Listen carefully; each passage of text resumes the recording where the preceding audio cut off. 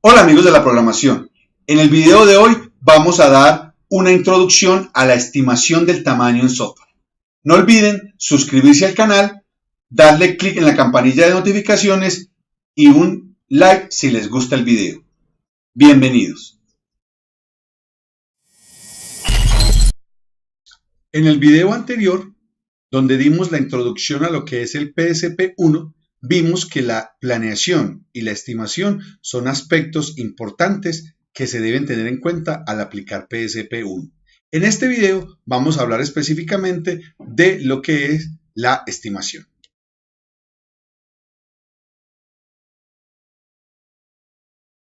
Entonces, ¿por qué es importante contar con buenas estimaciones? Es una pregunta que es fácil de responder porque obviamente el sentido común nos dice que si uno va a planear algo en particular, si va a planear un proyecto de desarrollo de software, y con planear me refiero a definir esfuerzo y a definir tiempo, los planes son más exactos si se tienen buenas estimaciones. O sea, si ya tengo estimado ese tamaño del software a realizar, pues será más fácil estimar el tiempo y los recursos que necesito para hacer el trabajo.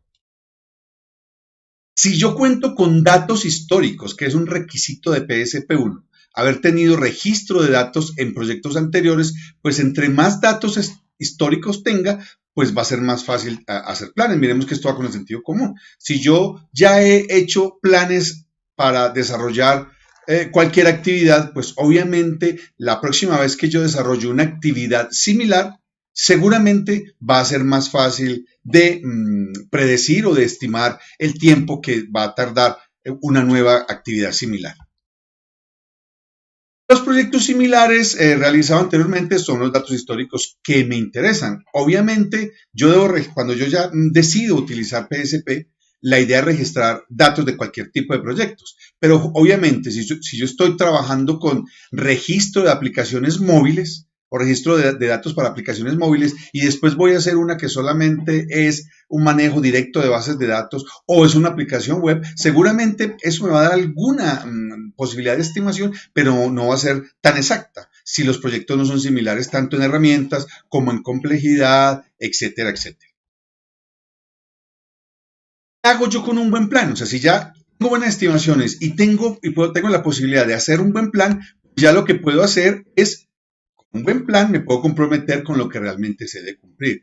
Sea porque yo tengo una empresa de desarrollo y estoy haciendo un software para un cliente, sea porque tengo una idea de negocio y quiero desarrollar y quiero salir al mercado en determinado momento, o sea porque trabajo en una empresa donde se desarrolla software y debo discutir con los stakeholders de la compañía tiempos y recursos para hacer desarrollos. O sea, es bueno contar desde el punto de vista del ingeniero con elementos formales y válidos para discutir planes. No llegar allá simplemente que yo sé desarrollar y soy el ingeniero y empiezan a decirme cosas y yo digo, como siempre, me va a demorar 6 meses. Miro el bombillo a ver si el bombillo dice algo y digo, ¿cuánto se demora para hacer eso?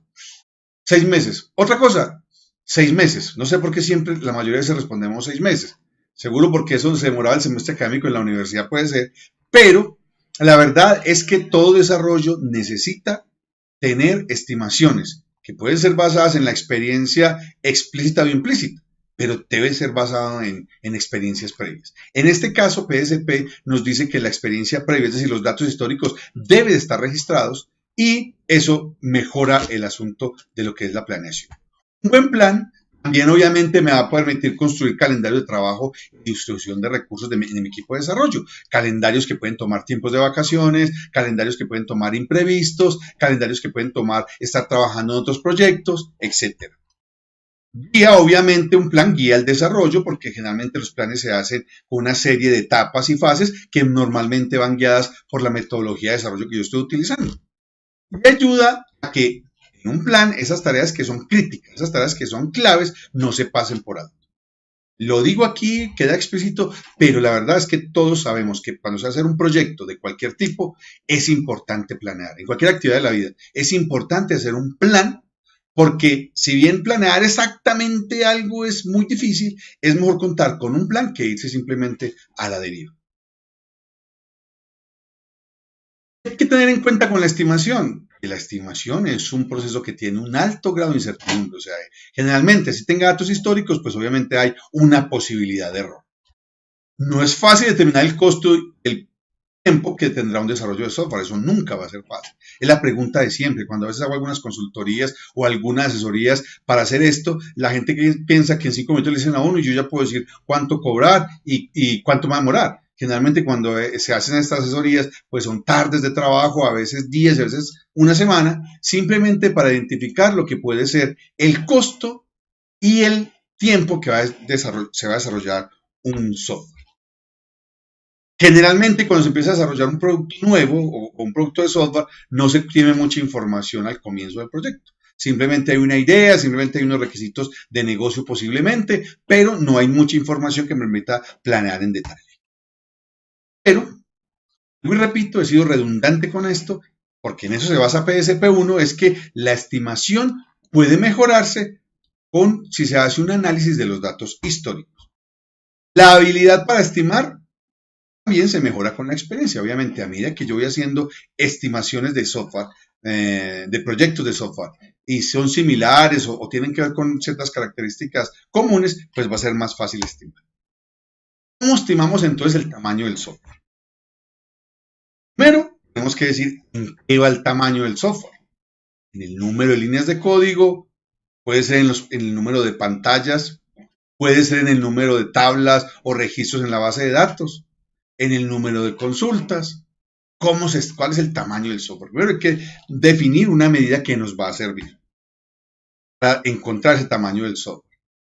Y normalmente en una parte inicial del desarrollo, que es donde uno tiene que comprometerse con recursos, comprometerse con tiempo, comprometerse con costo, pues esta información no es muy fácil de obtener. ¿Por qué? A pesar de que tenga los requerimientos o mejor los requisitos definidos, normalmente, aún así, no es fácil identificar el número de líneas de código o los controles en pantalla. Y como vimos en PSP0 y PSP0.1, se basan mucho en las líneas de código. Entonces, ¿qué hacemos? Si estos son los tamaños del software que ya son como un producto final y no es fácil identificar eso al comienzo del proyecto, ¿qué hacemos? Vamos a utilizar una estrategia que viene de otros dominios del conocimiento que se llama una estimación basada en sustitutos o proxies. Este método se llama método POLO-B, pues pronunciando así las palabras tal cual en español como son sus iniciales en inglés. Esta estimación basada en proxies o sustitutos es la que vamos a usar. Para entenderla, vamos a analizar un poco lo que es proxy y vamos a ver un ejemplo en otro dominio diferente al software. Entonces, la estimación del tamaño del software que yo voy a realizar o el programa que voy a utilizar en PSP1, no olvidemos que es un software que se va a hacer en días, lo vamos a hacer utilizando sustitutos. Estos sustitutos que decidamos utilizar deben ser fáciles de identificar y de describir al comienzo del proyecto. Y lo más importante es que tienen que estar relacionados con el esfuerzo, es decir, con el tiempo en el desarrollo. Vamos a ver una analogía que viene en el curso de PSP que dicta el Carnegie Mellon y es construir una casa. Porque yo quiero construir una casa. Para hacer esa nueva casa, el constructor, usted se dirige al constructor y el constructor va a estimar cuánto se demora y cuánto le cuesta. El constructor le puede decir a uno, mire, la verdad es que eso depende, hoy en día la ingeniería civil, por decir algo, depende del número de metros cuadrados. Pero la verdad es que si usted quiere construir su casa, pues no tiene claro finalmente, si le hablan en metros cuadrados, de cuántos metros cuadrados es que quiere, porque es de 2 plantas, de 3 plantas, y eso va a cambiar un poco la perspectiva que usted tiene. Entonces, eso se complica. Entonces, ¿cuál es la analogía? Simplemente, el constructor realmente para costear la vivienda necesita conocer el área de metros cuadrados. Eso es clave. Pero el cliente, el stakeholder de ese constructor, normalmente no utiliza esa métrica para calcular las cosas. Lo que uno hace generalmente cuando quiere una casa es describirla en términos de otros elementos, por ejemplo, número de cuartos, número de baños, si tiene una cocina grande, pequeña, etc. Entonces, la idea, ¿cuál es? La idea es utilizar entonces los cuartos, los proxies, utilizar los cuartos como proxies.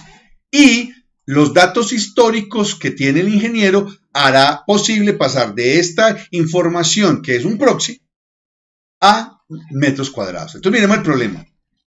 dar el costo de la casa se tiene que dar en metros cuadrados. El cliente no es capaz de dar la información específica en metros cuadrados, pero la puede dar en número de habitaciones y tipo de habitaciones. Ese número de habitaciones es un sustituto de los metros cuadrados. Va a dar la información en el proxy, es decir, en los cuartos y su tipo, y el constructor internamente la va a construir en lo que a él le interesa, que son los metros cuadrados. ¿Cómo se hace eso?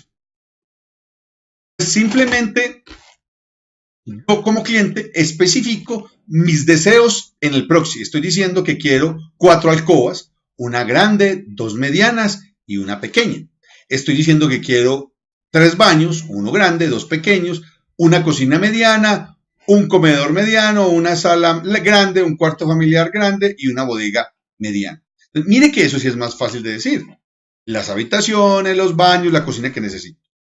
Pero resulta que el constructor ya tiene una base de datos históricos donde él traduce qué es cuántos metros tiene una alcoba mediana, cuántos metros tiene una alcoba media y cuántos metros tiene una alcoba grande, y así para cada uno de esos. Entonces mire por dónde va el asunto.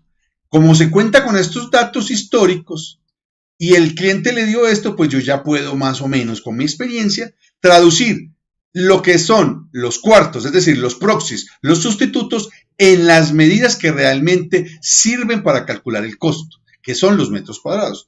Al aplicar la operación, pues como tengo lo que la persona desea, las alcobas, el tipo de alcobas y lo que corresponde de acuerdo a los datos históricos, finalmente puedo decir, por ejemplo aquí, puedo decir que efectivamente se tiene o se cuenta con, aquí en esta parte, contamos con 1870 metros cuadrados. ¿Por qué? Porque, digamos, aquí tenía una alcoba grande, ya sabemos que por los datos históricos, por promedios históricos, las alcobas grandes son de 200 metros.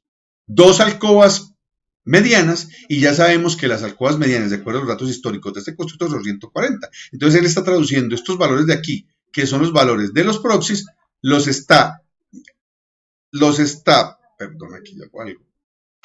transformando en estos de acá, los está transformando en datos, a ver si lo logro hacer, exacto, estos de aquí serían los valores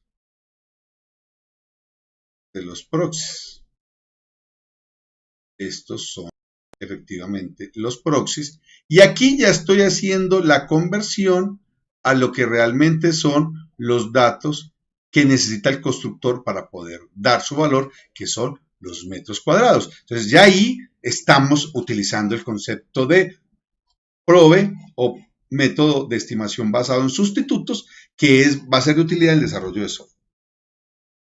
Entonces, en resumen, es muy importante desde el punto de vista de un ingeniero de software o desarrollador de software tener la capacidad de planear y hacer estimaciones de el tiempo y el esfuerzo que necesita y el tamaño del software que va a hacer.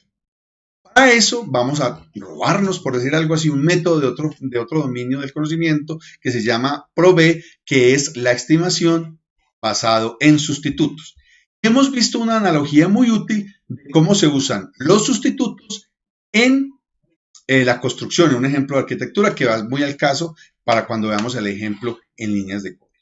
Espero que este video les haya sido de utilidad y nos vemos en una próxima oportunidad. A tomarse un café.